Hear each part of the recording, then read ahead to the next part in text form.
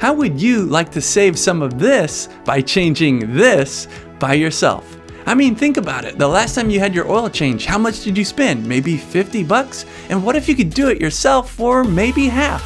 Stick around and I'll show you exactly how to change your oil by yourself. Just don't tell my dad because he's a mechanic.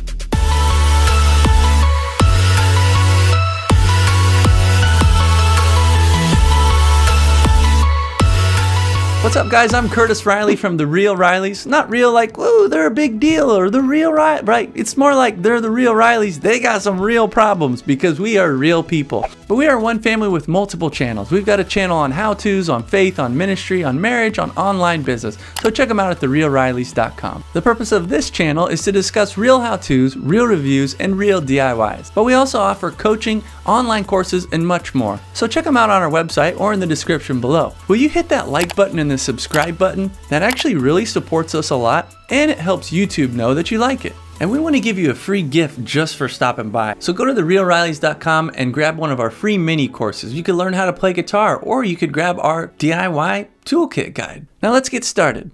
I want to break it down into 10 steps how you can change your oil. Number 1, know when to change your oil. Now there are a couple different ways that you can do this. A lot of cars nowadays will tell you. You'll have a light turn on or a message flash across the screen that says, hey, it's time to change your oil. Or hopefully you're keeping track somewhere. Here's the last time I changed my oil, and here's the next time I need to change my oil. So make sure to keep track of your mileage. Number 2, get your supplies.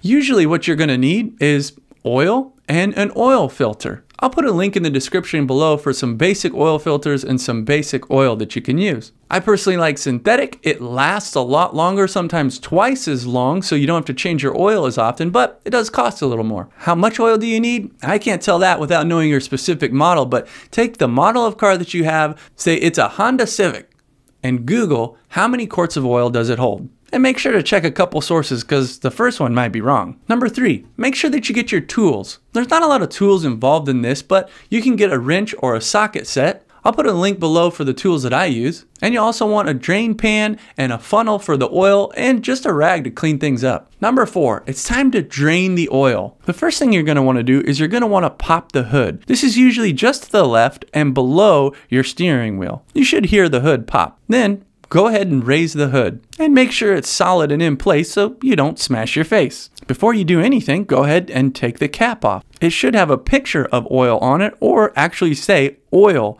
For some of you, it might say 710. That's a dad joke. Then go ahead and get under the car. And this might be a challenge depending on what kind of car you have. And get your drain pan ready. Put it right under the drain plug. You'll see the drain pan is kind of a large flat area, and you'll see one big bolt.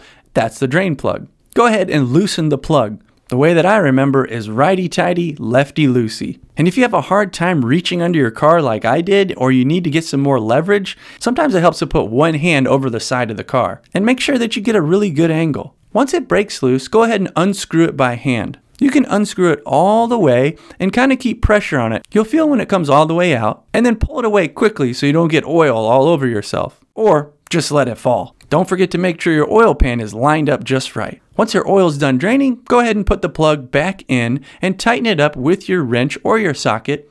Just make sure it's nice and snug.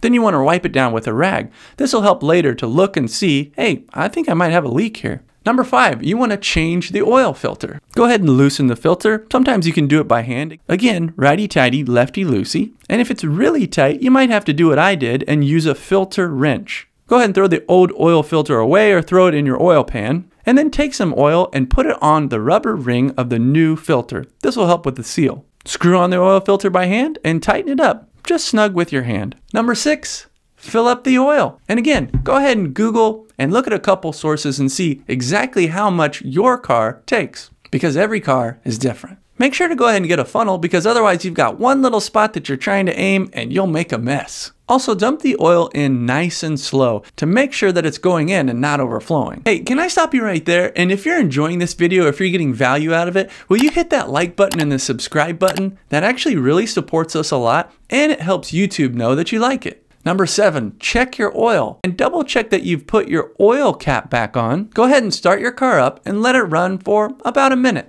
Then go back under the hood and check the level. If there's an F for full, you want it right there, or you want it somewhere in the safe range. Take the dipstick out, wipe it off first, and then put it back in to check your level. Put the dipstick back and double check that you've put your oil cap back on. Number 8, make sure to set up a reminder. You might have to do it on the computer of your car, or you can do it manually and just write it down somewhere. With normal oil, you're typically looking at about 3,000 miles, and with synthetic, you usually get about 6. Number 9, dump the old oil. You can get rid of this any way that you want.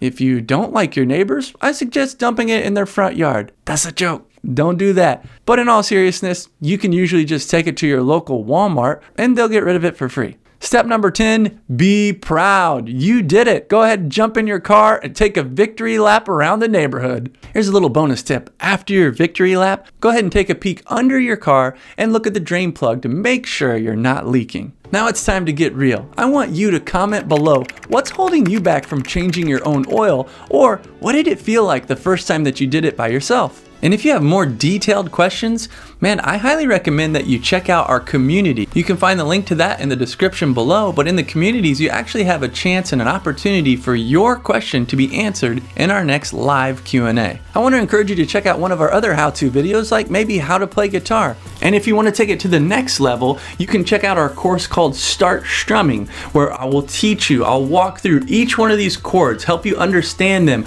I'll show you and teach you how to read chord charts, or branch out a little bit and check out a video from one of our other channels. I look forward to seeing you drive around town in your freshly changed oil, but until then, keep it real.